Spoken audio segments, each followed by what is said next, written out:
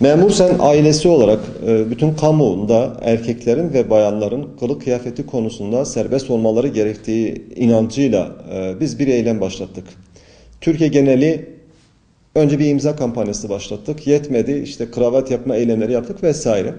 Geldiğimiz nokta itibariyle hükümetin açıkladığı torba yasada başörtüsü özgürlüğünün verilmesi gerçekten sevindirici, mutluluk verici bir olay. Ve biz Memur Sen ailesinin bugün bütün kamu ve kurum ve kuruluşlarında başörtüsüyle ilgili olarak yarattığımız fiili durum meclisine de taşınmıştır. Ve milletvekilleri de başörtüleriyle meclise girebilmiştir. Ki hiçbir partinin itiraz etmemesi esas sevindirici olan, takdir edilmesi gereken bir olay.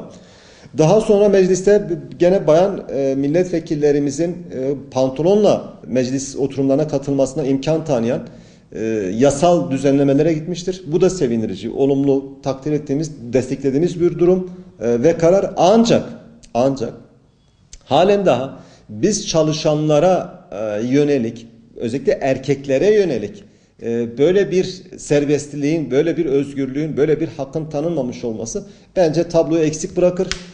Bu nedenle hükümetten talebimiz, beklentimiz, yüksek sesle dile getirdiğimiz beklentimiz bütün kamu çalışanlarına da serbest kıyafet hakkının tanınacak yasal yapının bir an önce çıkarılmasıdır ve bu anlamda biz kamuda çalışan memurların da rahatlatılmasıdır ve bunun da yasalar çerçevede güvence altına alınmasıdır. Aksi takdirde kısmi tedavilerle, kısmi çarelerle hastalık giderilemeyecektir ya da bu baskı sona eremeyecektir.